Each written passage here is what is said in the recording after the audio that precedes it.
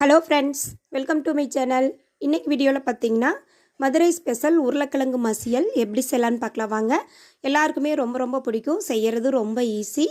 நம்ம சேனலுக்கு நீங்கள் புதுசாக இருந்தீங்கன்னா மறக்காமல் சப்ஸ்கிரைப் பண்ணிவிட்டு கூடவே பெல் பட்டனையும் கிளிக் பண்ணிடுங்க.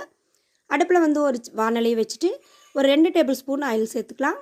1/4 டீஸ்பூன் கடுகு, 3/4 டீஸ்பூன் போல் சோம்பு வினோக்ரேக் எடுத்துக்கலாம். ஃப்ரெஷ்ஷான ஒரு கொத்து கருவேப்பிலை, பல்லாரி வெங்காயம் ஒன்றை வந்து பொடியாக நறுக்கி வச்சுருக்கிறேன், அதை சேர்த்துக்கலாம். இப்போ காரத்துக்கு 2 காஞ்ச மிளகா அதையும் சேர்த்துக்கிறேன். சேர்த்துட்டு ஒரு முறை நல்லா வதக்கி விட்டுருவோம்.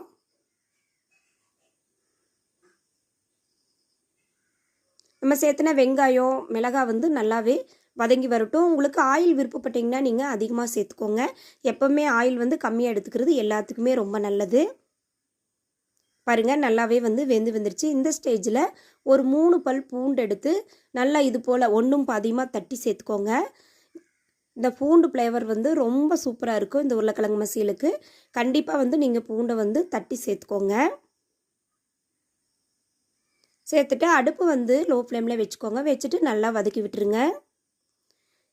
நான் வந்து ஒரு 4 உருளைக்கிழங்கு எடுத்து, மீடியம் சைஸ் உருளைக்கிழங்கு எடுத்து நல்லா வாஷ் பண்ணிவிட்டு 3 விசில் விட்டு எடுத்து தோலெல்லாம் உரித்து வச்சுருக்கிறேன். இப்போ வந்து இதை மசிச்சுக்கலாம்.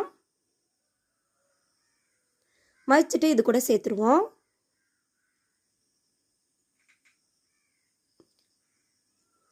இது கூட பார்த்திங்கன்னா மசாலா பொருட்கள் ஆட் பண்ணிக்கலாம். ஒரு 1/4 டீஸ்பூன் போல் மஞ்சள் தூள், ஒரு 1/2 டீஸ்பூன் போல் மிளகாய் தூள் எடுத்துருக்கிறேன். உங்களுக்கு வந்து தனி மிளகாய் தூள் சேர்த்துக்கலாம், குழம்பு மிளகாய் தூள் எது வேணாலும் சேர்த்துக்கலாம். கூடவே 1/2 டீஸ்பூன் போல் கரம் மசாலா சேர்த்துட்டு இதுக்கு இப்போ தேவையான அளவு உப்பு சேர்த்துக்கலாங்க. நீங்கள் உருளைக்கிழங்கு உப்பு போட்டு வேக வச்சா உப்பு கம்மியாக சேர்த்துக்கலாம். நான் வந்து உப்பு போடலை, உருளைக்கிழங்கு வந்து ப்ளைனாக தான் வேக வச்சுருக்கிறேன். அதனால வந்து ஒரு 3/4 டீஸ்பூன் உப்பு வந்து இதுக்கு சரியாக இருக்கும். சேர்த்துட்டு நல்லா கலந்து விட்டுருவோம். நம்ம சேர்த்துன மசாலா பொருட்கள் வந்து உருளைக்கிழங்குல எல்லா பக்கம் படுற மாதிரி நம்ம சேர்த்து நல்லா கலந்து விட்டுருவோம். காரத்துக்கு வந்து கண்டிப்பாக இந்த காஞ்ச மிளகாயும் 1/2 டீஸ்பூன் மிளகாய் தூள் சேர்த்துக்கிறேன். கண்டிப்பாக அதுவே வந்து சரியாக இருக்கும்.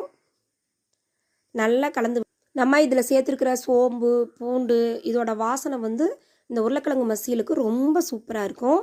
கடைசியில் ஃபைனல் டச்சாக பார்த்திங்கன்னா நம்ம ஒரு 1/2 டேபிள் ஸ்பூன் அளவுக்கு கடலை மாவு சேர்த்துக்கலாம்.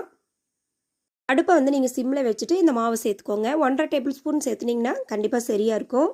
இதை சேர்த்துட்டு நல்லா ஒரு பெரட்டி விட்டுடலாம். இந்த மதுரை உருளைக்கிழங்குக்கு மிக முக்கியமான பொருளே இந்த கடலை மாவு தான்.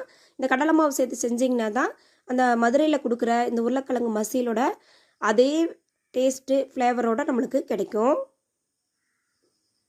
ஒரு 2 நிமிஷம் போல் அடுப்பை வந்து சிம்மில் வச்சுட்டு நல்லா பெரட்டி விட்டுருங்க. இந்த கடலை மாவு வந்து எல்லா உருளைக்கிழங்குலையும் படணும். அது போல் நம்ம நல்லா கலந்து விட்டுருவோம்.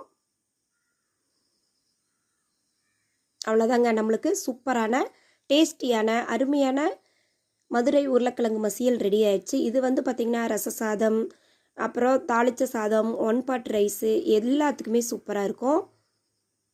கொஞ்சமாக கடைசியாக மல்லி இலை சேர்த்துக்குவோம். இப்போ அடுப்பை ஆஃப் பண்ணிவிட்டு நம்ம ஒரு முறை கலந்து விட்டுடலாம்.